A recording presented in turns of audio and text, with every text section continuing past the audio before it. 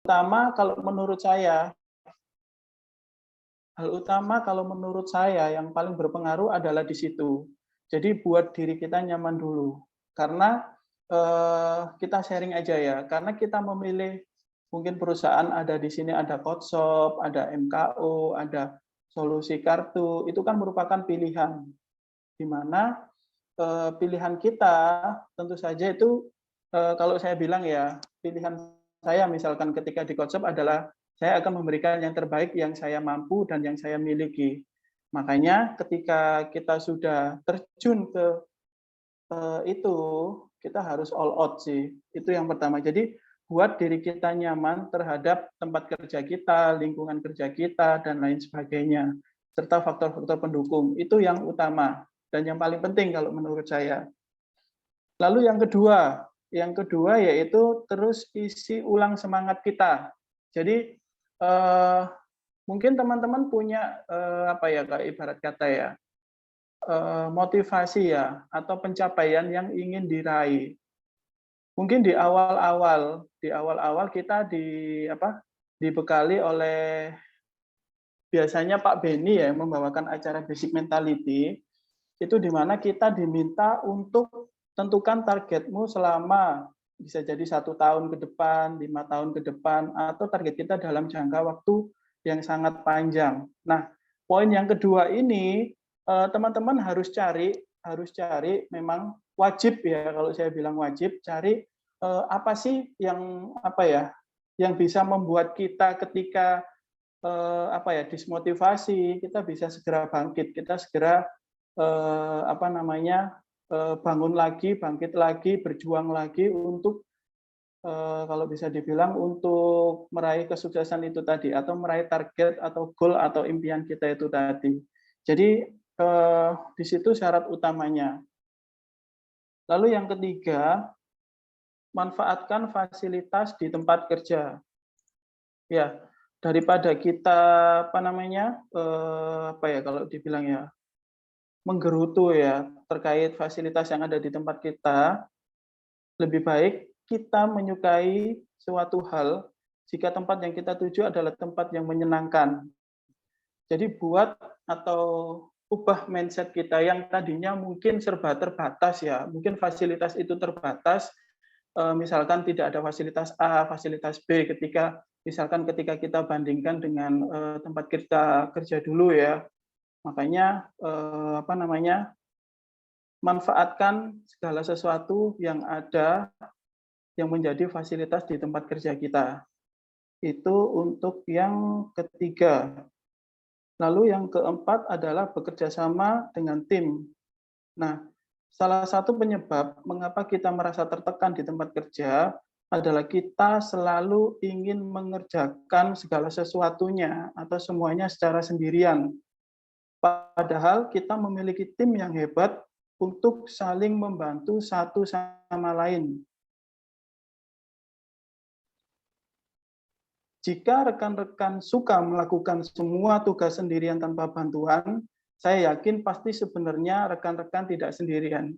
Jadi usahakan bekerja itu, berkelompok atau berdasarkan tim. Mungkin memang ada beberapa target yang di-set untuk, kalau dibilang ya, individu ya atau perorangan, tapi tidak sedikit juga beberapa target atau tugas yang itu bisa dikerjakan secara berkelompok atau dengan tim. Nah, itu yang keempat. Lalu yang kelima, prioritaskan tugas penting. Jadi ketika kita misalkan nih, kalau di Kotshop kita membuat list prioritas tugas yang harus dikerjakan dalam 1 minggu misalkan, kita buat DAP, biasanya Daily Assessment Plan. Nah, dari DAP itu kita akan pilih dulu, mana yang prioritas yang akan dikerjakan terlebih dahulu. Nah, sisanya nanti akan dikerjakan di kemudian. Tapi dalam 1 minggu kita sudah clear, kita sudah jelas apa-apa saja yang harus kita lakukan. Lalu yang keenam, jauhi sifat menunda. Nah, ini yang sering terjadi utamanya di saya nih. Saya juga pernah ngalamin seperti ini dan mungkin sampai dengan saat ini saya sedang melakukan itu. Jadi sifat menunda itu nggak bagus, teman-teman. Kenapa? Karena semakin kita sering menunda sebuah pekerjaan, maka pekerjaan itu kan sebenarnya belum selesai. Tapi karena tidak dikerjakan, akhirnya menumpuk menjadi banyak. Nah, jauhi sifat-sifat menunda yang seperti ini. Lalu yang ketujuh,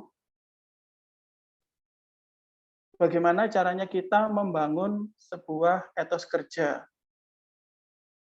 Yang kedelapan, hormati budaya yang dimiliki oleh perusahaan itu. Jadi beberapa perusahaan memang memiliki budaya yang berbeda antara perusahaan satu dengan perusahaan yang lain.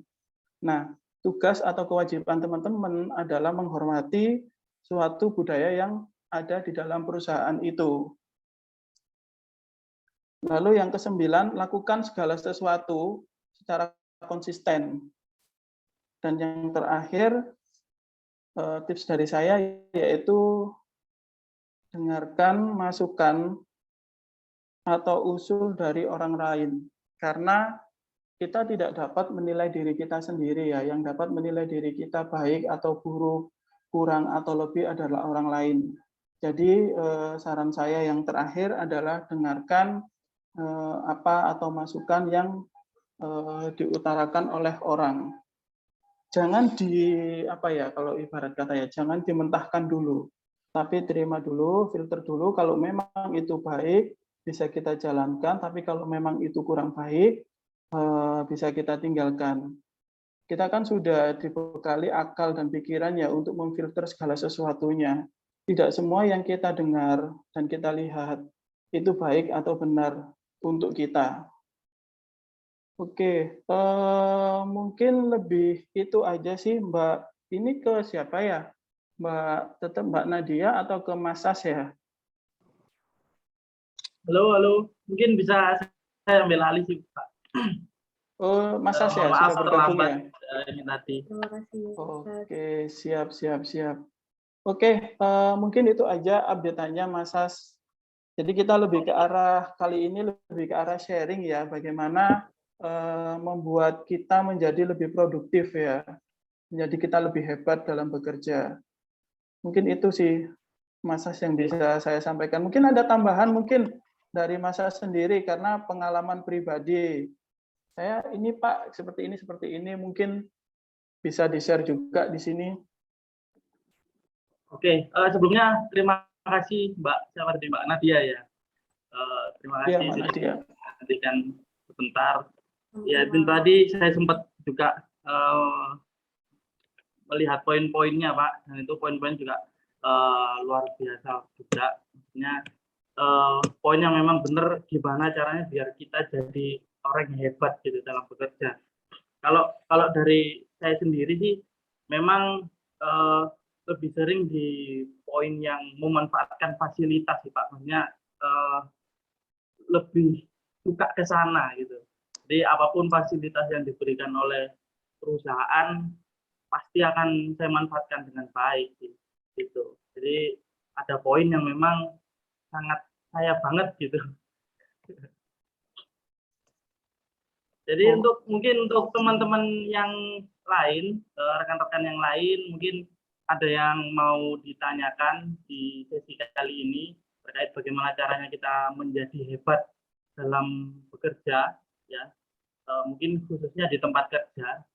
Jadi untuk teman-teman yang lain, rekan-rekan yang lain yang ingin bertanya, silahkan, monggo. Bisa langsung on cam atau via chat juga nggak apa-apa kalau malu-malu. Sharing aja Mas, nggak apa-apa. Takutnya kalau ada yang tanya atau apa, ini kan sharing juga nggak apa-apa, monggo silahkan. Sudah larut malam juga ya, takutnya terlalu berat. Takutnya yang bisa terlalu berat buat teman-teman yang lain. Oke, sambil nunggu teman-teman mungkin dari Masa sendiri, selain tadi memanfaatkan fasilitas di tempat kerja, apalagi kira-kira nih Mas?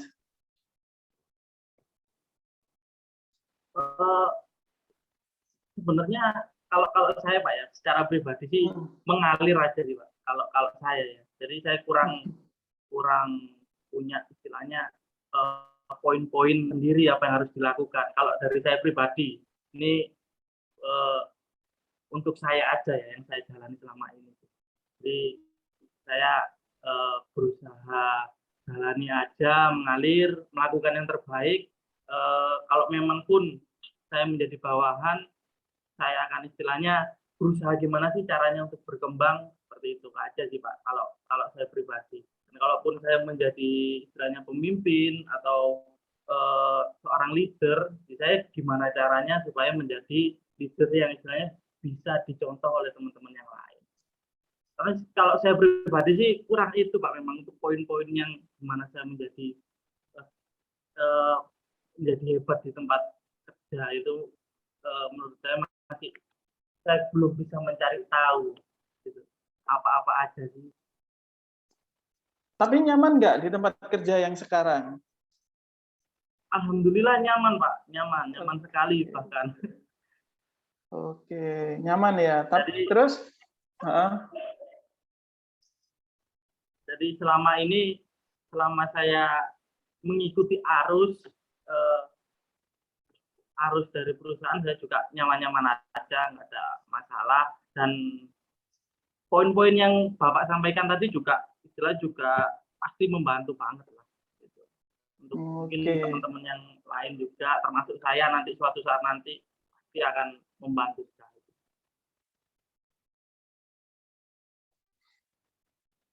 Oke, udah dapat ini ya basic mentality juga ya Mas As ya dari tim HR-nya, UCAT ya? Ya pasti Pak. Ada pencapaian enggak selama ini? Apa? Gimana? Ada pertanyaan atau gimana? Ada pertanyaan kan? Iya, ada pertanyaan Pak. Oke, siap. Yuk lanjut. Yang mana dulu? Ada 3. Coba saya bantu ya. PTFKO. Sebagai karyawan atau staf, salah satu tujuan atau achievement dalam bekerja kan jenjang karir, Pak. Nah, kira-kira bagaimana seseorang dikatakan pantas untuk lanjut ke jenjang karir selanjutnya? Atau gimana sih jenjang karir yang fair bagi perusahaan maupun bagi staf? Oke. Jadi apa sih istilahnya poin-poin yang harus orang itu bisa karirnya naik itu apa sih Pak? Mungkin kira-kira seperti itu ya. Oke. Paham. Jadi setiap perusahaan itu pasti memiliki apa ya yang dinamakan kayak sebuah batasan, apa sih itu namanya?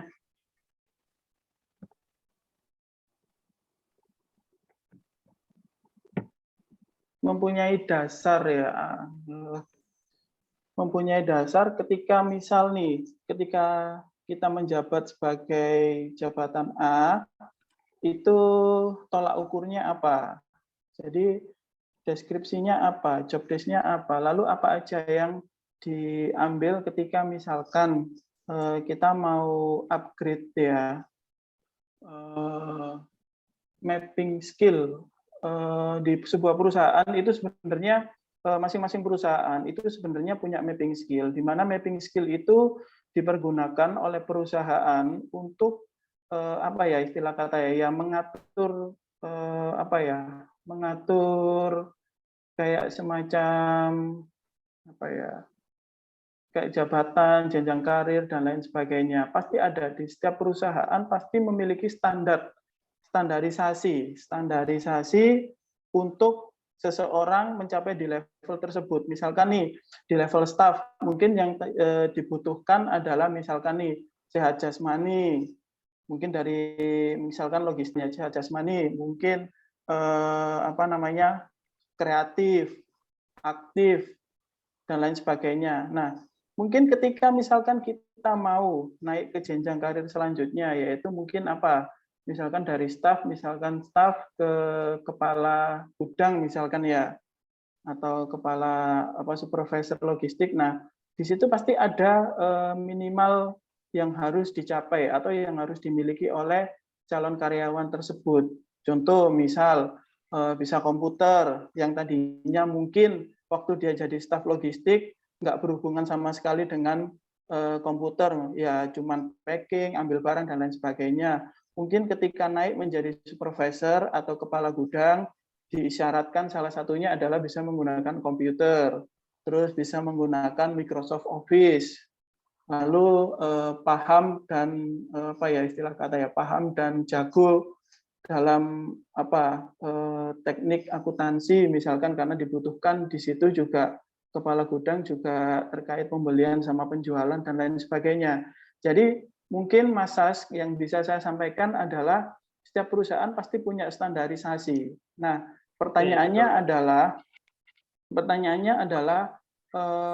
bagaimana dengan perusahaan Anda? Apakah ketika misalkan kita ingin ke jenjang karir itu apa diberitahukan nggak, istilah kata diberitahukan nggak, misalkan ya tadi saya bilang misalkan dari staf kita mau naik ke koordinator atau kepala logistik, nah kira-kira apa nih yang harus dicapai supaya kita bisa sampai level itu gitu loh. Nah mungkin seperti itu, jadi pasti punya standarisasi setiap perusahaan dan punya mapping skill.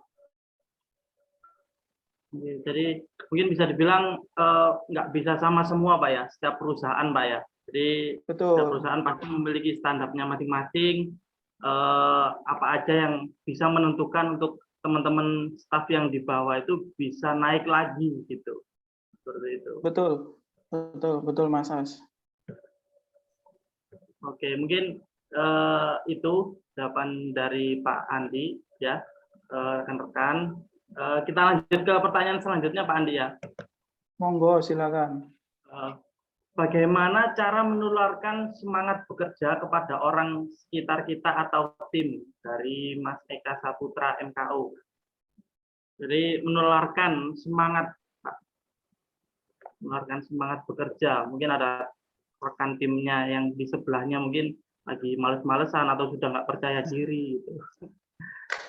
Oke, kalau terkait itu dari saya pribadi share ya. Kalau ada tim yang seperti itu dari sayanya sendiri sebenarnya yang harus introspeksi. Dalam artian apakah yang saya lakukan selama ini sehari-harinya juga melakukan hal yang sama. Dalam artian saya sendiri misalkan ke tim datang ogah-ogahan, target tidak tercapai, target pekerjaan selalu molor dan lain sebagainya. Yang pertama dilakukan adalah introspeksi diri sendiri. Utamanya ini leader kalau saya bilang ya. Jadi saya akan introspeksi apakah saya sendiri pun juga seperti itu atau justru kebalikannya. Saya sudah semangat tapi tim ternyata yang ada di bawah loyo, misalkan seperti itu ya. Nah, solusi yang kedua biasanya saya panggil secara individu atau memang tim kalau memungkinkan. Jadi kita tanya satu-satu karena masing-masing tim itu memiliki motivasi yang berbeda-beda ya Mas ya. Jadi kita mau cari tahu dulu kenapa sih teman-teman ini kok nggak semangat, kenapa kok kurang bertenaga dan lain sebagainya. Itu kita cari. Kalaupun memang itu bisa di floor secara tim atau secara keseluruhan, akan kita floor secara keseluruhan. Tapi kalau memang itu membutuhkan penanganan khusus, dalam artian mungkin anak ini agak sedikit nggak terbuka nih, mungkin bisa kita panggil 4 mata, lalu kita tanyain secara personal. Seperti itu. Nah, itu yang kedua. Lalu yang ketiga ini yang kalau bisa dibilang ini yang tadi juga saya sampaikan di poin yang kedua, yaitu sebenarnya kita punya impian nggak sih? Kita punya dream nggak sih? Kita punya target atau goal yang harus kita capai nggak sih? Nah, kalau kita memiliki itu, ketika kita, jangan kita deh, saya aja deh, ketika saya down, drop, atau nggak semangat, saya selalu ingat, oh ya, saya punya dream, punya impian seperti ini. Saya sudah melangkah sejauh ini, tidak mungkin saya mengorbankan impian saya di tengah jalan seperti itu. Kurang dikit lagi, ayo semangat. Nanti secara tidak langsung ya, secara tidak langsung itu akan menimbulkan semangat. Entah dari mana asalnya itu tiba-tiba ada aja semangat seperti itu. Dan itu sering saya alami. Dalam artian yaitu tadi ketika saya capek banget sih, memang capek itu hal yang lumrah ya. Tapi bagaimana caranya kita cepat move, kita cepat bangkit lagi untuk memulai lagi. Jadi yaitu salah satu faktornya itu kita ingat target kita atau dream kita lah, atau impian kita. Jadi, merefresh kembali itu Pak ya? Betul, betul. Ini materi juga pernah dibawakan, cuman lupa saya waktu itu. Jadi salah satu isi ulang semangat terhebat adalah impian kita atau dream kita. Betul. Oke, jadi mungkin itu sih. Jadi langkah awal adalah di diri kita sendiri, Pak ya. Maksudnya kita sebagai mungkin mencontohkan juga kalau kita semangat mungkin insya Allah juga teman-teman di sekitar kita kena lah, gitu. Kena auranya kita. Benar. Atau introspeksi. Kalau energi kita sendiri, sekitar kita positif, insya Allah pasti positif dah. Betul Pak. Kan wong soleh gumbulono kan itu Pak ya. Ya mungkin. Jadi auranya itu positif, pasti lainnya juga positif gitu insya Allah. Jadi itu sih Mas Eka Saputra MKU ya untuk jawabannya bagaimana cara membuat orang sekitar atau tim menjadi semangat juga. Untuk pertanyaan selanjutnya Pak Andi. Pak Andi izin bertanya terhadap poin membangun etos kerja. Bagaimana etos kerja?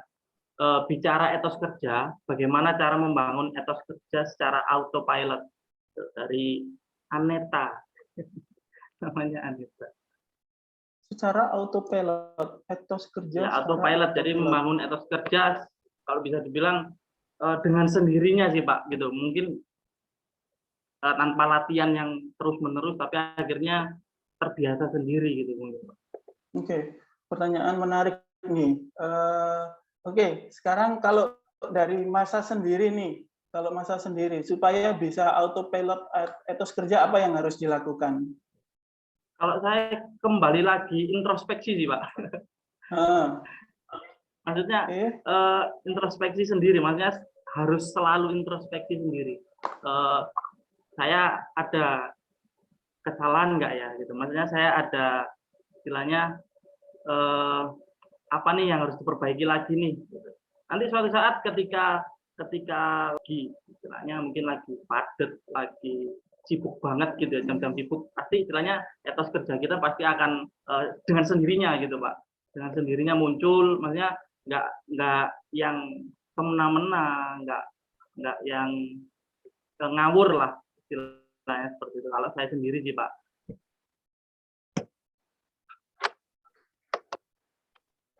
Oke, kalau dari saya etos kerja itu untuk mencapai sebuah autopilot itu ada beberapa tahapan ya, kalau saya bilang beberapa tahapan yang memang harus dilalui.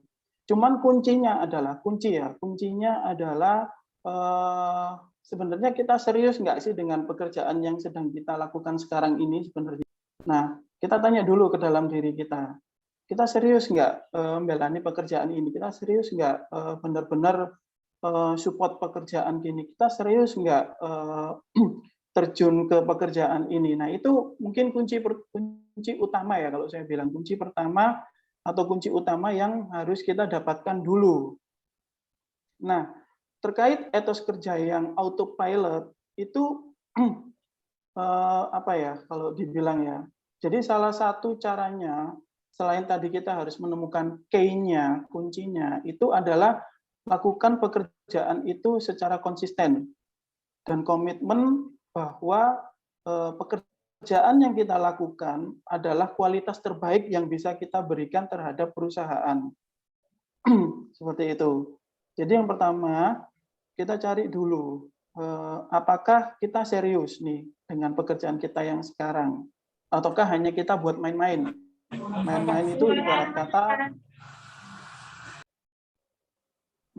ibarat kata misalkan ya sambil nunggu mungkin nih apa namanya, panggilan di perusahaan yang lain, ya udah deh, adanya yang dipanggil ini dulu, ya udah deh, tak jalanin dulu, seperti itu.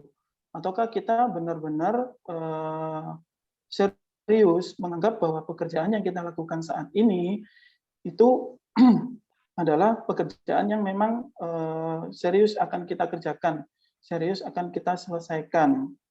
Nah, setelah itu kita lakukan pekerjaan tersebut secara konsisten dan berkomitmen bahwa kualitas pekerjaan yang saya kerjakan itu benar-benar yang terbaik yang bisa saya berikan. Mungkin seperti itu. Nah, nanti ketika itu sudah mulai terbiasa, sudah mulai konsisten dilakukan, insya Allah nanti dengan sendirinya etos kerja tersebut akan terbentuk. Kalau di saya itu. Jadi itu ya Pak, kira-kira istilahnya flashback lagi, pokoknya kita gimana sih, maksudnya supaya etos kerja kita itu lebih bagus lagi lah. Nanti secara autopilot juga akan terbentuk seperti itu. Oke, next ke pertanyaan selanjutnya Pak Andi ya.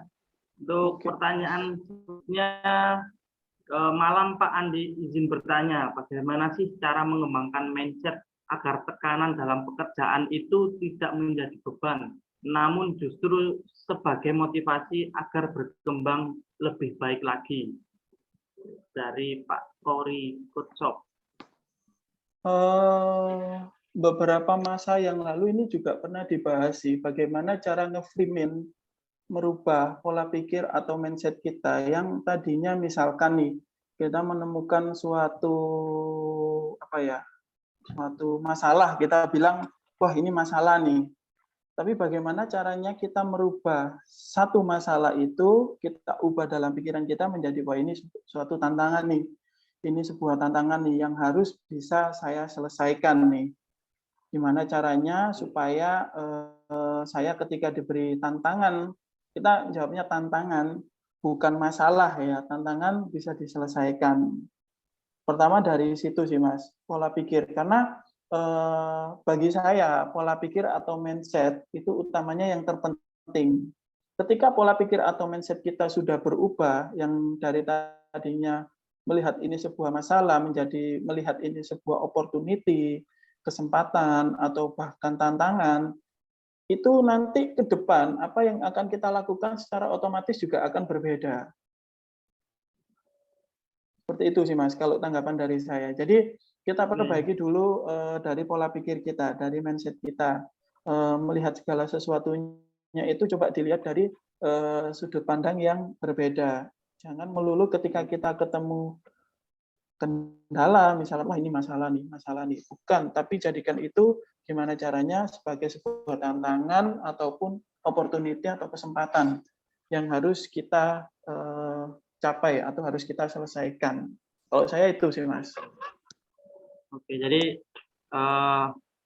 bisa dibilang istilahnya merubah mindset dulu Pak ya, gitu. Diawali dengan merubah mindset, di mana melihat masalah itu sebagai tantangan gitu, melihat dari sisi yang lain, karena memang terkadang kalau kita melihatnya dari satu sisi mungkin terlihatnya susah nih, nggak bisa nih, tapi padahal kalau dilihat dari sisi lain ini sebenarnya bisa kok gitu, tinggal gimana caranya aja, gimana cara istilahnya jalan terbaiknya seperti apa, mungkin bisa. Karena memang kadang dari saya sendiri pun sebelumnya juga seperti itu Pak Andi, maksudnya melihat saya kok disuruh lembur terus ya, misalnya seperti itu, saya kok disuruh lembur terus ya.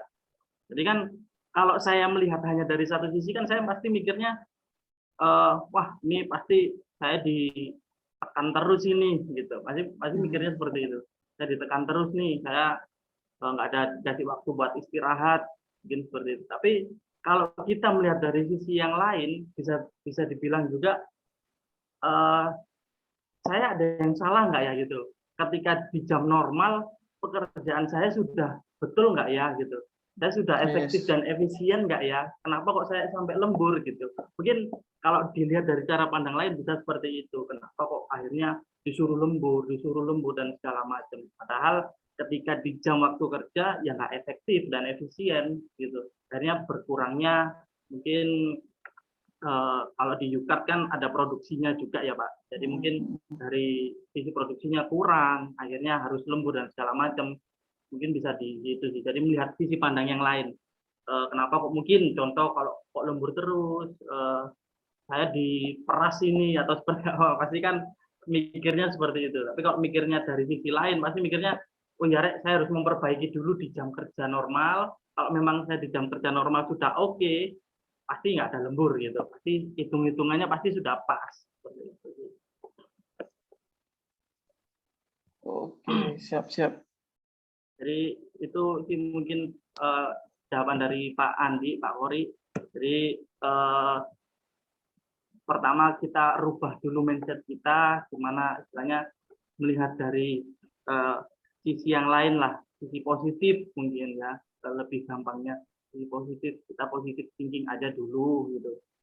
Tapi ya tetap jangan positif terus. Gitu, kita harus ada solusi yang lain lah. Jadi Pak Wori ya. Benar. Oke, ini pertanyaan selanjutnya Pak Andi dari Mas Ferdi MKO. Malam Pak Andi, Pak Was ini siapa Pak Was? Pak Sas mungkin. Namanya Pak Was mungkin. Minta penjelasan dong dengan kalimat ini. Menunda adalah mendorong diri untuk mengambil keputusan yang lebih tepat. Terima kasih. Jadi mungkin ada kutipan Pak. Jadi menunda itu adalah mendorong diri untuk mengambil keputusan yang lebih tepat. Jadi minta penjelasannya dong Pak Andi. Jadi kadang mungkin menunda, ketika kita menunda kita bisa ada waktu lebih mungkin Pak, waktu lebih untuk memikirkan gimana plan ke depannya agar lebih matang. Mungkin bisa dibilang seperti itu sih. Kalau saya salah mungkin bisa dikoreksi. Mungkin menunda yang di sini yang dimaksudkan itu yang seperti apa ya mungkinnya? Saya belum clear-nya di situ sih. Oke. Menunda pekerjaankah, menunda waktukah, atau menunda yang lainkah? Apa nih? Iya. Mungkin bisa untuk Malam update Pak Andi. Ya, malam Mas Ferdi ya. Maaf Pak Sas, maaf tadi namanya salah. Oke. Iya Pak. Siap. Jadi yang saya alami selama ini semua pekerjaan itu punya potensi untuk menimbulkan masalah ya Pak ya, clear ya Pak ya. Terkadang masalah itu bisa kita kontrol ataupun tidak. Nah, menunda ini merupakan sifat yang terkadang tidak kita sadari gitu loh Pak. Jadi sudah ada di diri kita. Nah, ini apakah menunda ini masuk dalam kategori karena kita itu malas atau karena kita sedang menganalisis suatu aktivitas dan hasil dari analisis tersebut mendorong kita untuk mengambil suatu keputusan lebih tepat. Jadi menunda yang saya maksudin adalah bisa jadi waktu ataupun aktivitas ataupun pekerjaan baik di perusahaan maupun di rumah. Terima kasih, Pak. Oke, menunda untuk supaya menjadi lebih powerful mungkin ya maksudnya ya. Jadi seperti ini, kalau saya singkapi terkait ibarat kata gini ya, saya clearkan dulu di awal, budaya menunda itu nggak bagus sebenarnya, nggak baik. Apapun itu, tujuannya, yang namanya menunda itu tidak bagus, tidak baik. Jadi apapun itu, lakukan sesuai dengan jadwalnya, lakukan sesuai dengan schedule-nya, lakukan secara konsisten. Jadi saya sangat tidak menyarankan untuk melakukan pekerjaan yang menunda. Cuman memang ada beberapa, kalau saya dibilang ini nggak bisa dipukul rata ya Mas ya. Jadi ada beberapa memang mungkin suatu pekerjaan atau suatu situasi di mana itu membutuhkan pemikiran lebih. Dalam artian misalkan nih, ketika kita mengambil pilihan A, misalkan di depan kita ada pilihan A, pilihan B, pilihan C. Nah, ini biasanya berhubungan dengan yang sifatnya strategik ya, yang sifatnya strategik biasanya, atau benar-benar impact-nya gede banget. Biasanya yang seperti ini yang memang membutuhkan pemikiran lebih. Jadi dalam artian mungkin ada project A, project B, project C. Ketika misalkan kita memang dituntut untuk misalkan nih, oke, kamu tak kasih 3 project ini harus deal dalam tempo waktu misalkan 1 minggu misalkan. Nah, terkadang ini memang nggak bisa dipukul rata ya, memang case khusus ya kalau saya bilang. Apa namanya? Terkadang kita memang membutuhkan waktu lebih. Dalam artian waktu lebih ini kita akan lebih ke arah menganalisa, kalau saya lihat menganalisa jauh lebih ke belakang, dalam artian plus minusnya ya, plus minusnya ketika ada 3 pilihan ini mana yang akan kita ambil. Dan ini sifatnya yang tadi saya bilang, ini biasanya sifatnya strategik atau sifatnya berpengaruh banget misalkan. Contoh apa? Misalkan contoh ada proyek A misalkan apa namanya? Proyek misalkan nominalnya gede banget, cuman term of payment-nya juga misalkan sangat lama sekali, misalkan 2 bulan misalkan. Nah, proyek B mungkin nominalnya nggak terlalu banyak dibandingkan proyek A, tapi mungkin term of payment-nya mungkin lebih singkat, misalkan 30 hari misalkan. Atau proyek C lebih kecil tapi dia term of payment-nya misalkan cuma 14 hari. Nah, ini wajib kita lihat, kita evaluasi yang mana di antara ketiga ini yang akan kita maju ke pimpinan. Misalkan apa ya? Misalkan Pak, ini saya yakin dengan proyek yang B misalkan nih Pak, memang tidak banyak nominalnya, tapi secara term of payment-nya dia bagus Pak, dan historikalnya juga secara 5C-nya dia juga bagus. Jadi kalau saya lebih memilih yang ini sih Pak. Nah, mungkin seperti itu ya Mas Ferdi ya kalau dari saya sih. Jadi mungkin memang ada beberapa masa atau beberapa situasi yang mana memang membutuhkan peningkatan pemikiran lebih. Kayak gitu sih. Tapi ini prinsipnya memang kalau dari saya pribadi itu jangan suka menunda-nunda pekerjaan sih kalau seperti itu. Kalau memang bisa dilakukan, lakukan seperti itu. Tapi memang ya itu tadi. Tapi memang itu tadi ada beberapa yang memang mungkin butuh penanganan lebih lanjut lah seperti itu. Iya. Oke, siap. Kalau saya itu sih, Mas. Kira-kira seperti itu Pak ya. Jadi tetap harus diwanti-wanti nih. Maksudnya menunda itu tetap nggak baik. Gitu. Maksudnya jangan sampai lah. Gitu. Tapi kalau memang ada case-case khusus, kasus-kasus tertentu, memang yang membutuhkan pemikiran lebih lama lagi, bolehlah. Gitu. Oke. Tapi kan nggak selalu setiap hari. Gitu. Iya. Cuman catatan dari saya adalah tetap ada targetnya, Mas. Target untuk menyelesaikan case tersebut. Jadi jangan sampai itu case berlarut-larut, tetap ada targetnya. Mungkin yang tadi saya sampaikan, mungkin kamu dikasih waktu 1 minggu, mungkin ya lebih 1 hari, 2 hari untuk ini. Nah, mungkin bisa, tapi tetap harus ada deadline-nya, Pak ya. Target, pasti. Kalau nggak kayak gitu, yang namanya manusia, saya sendiri pun mesti sering, wah nggak apa-apa nih, coba laporin besok aja. Oh ternyata besok nggak apa-apa, ya sudah besoknya lagi aja. Seperti itu. Tapi harus tetap ada deadline. Siap. Tetap pasti kebablasan kalau nggak ada deadline-nya. Gitu. Takutnya nanti belabas lupa. Oke, itu sih Mas. Baik Pak Andi. Terima kasih Jadi Pak. Itu luar biasa. Kira-kira jawaban dari Pak Andi. Terima kasih Pak Sas. Untuk jawabannya luar biasa Pak. Siap. Terima kasih Pak Andi.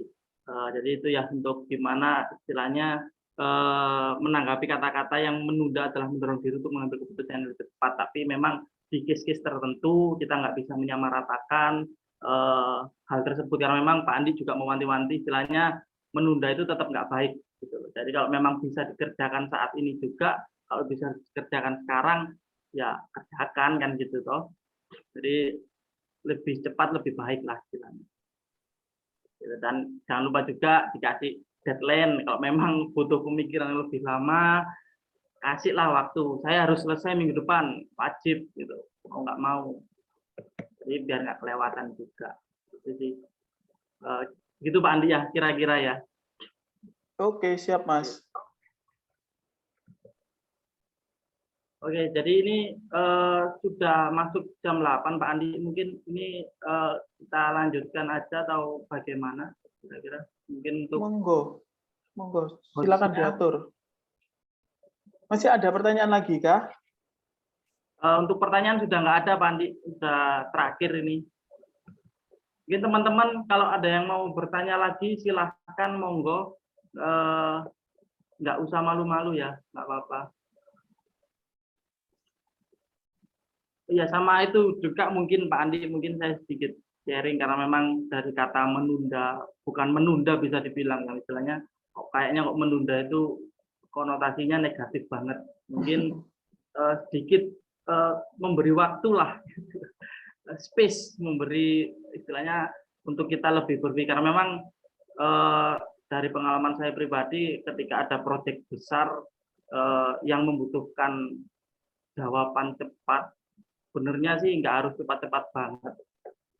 Karena memang proyek besar Pak Andi ya, jadi harus membutuhkan istilahnya perhitungan dan segala macam.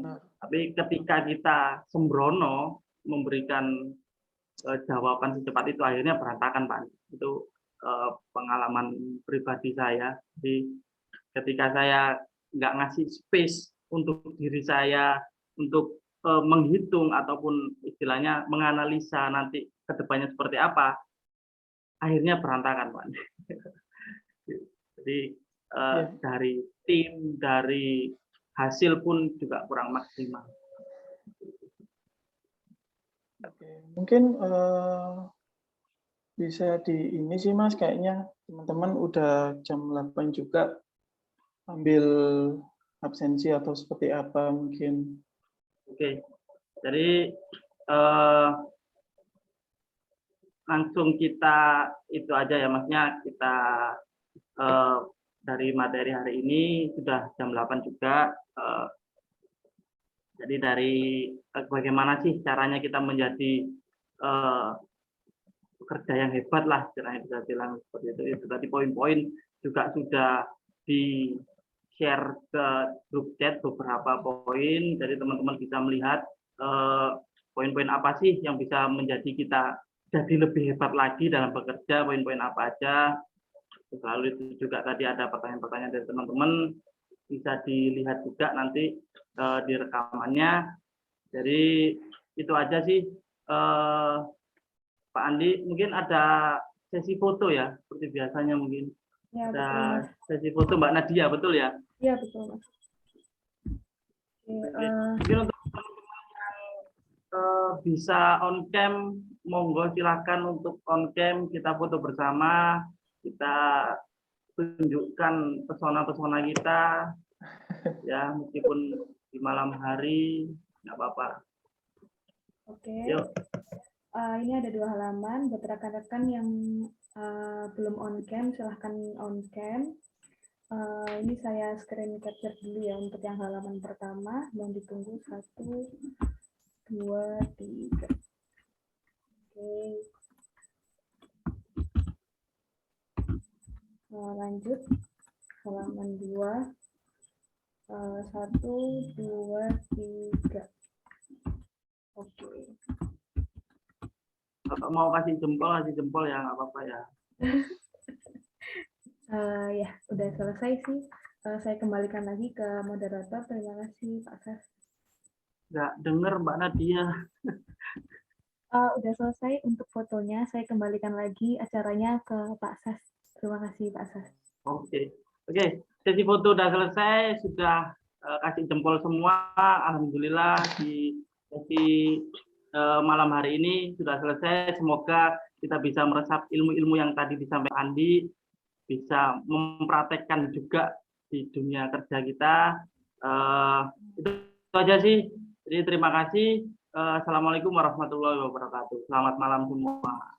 Waalaikumsalam warahmatullahi wabarakatuh. Terima kasih semuanya. Pak Andi, Waalaikumsalam. Pak Sas. Selamat malam semuanya. Terima kasih Pak Andi, Pak Sas. Selamat malam.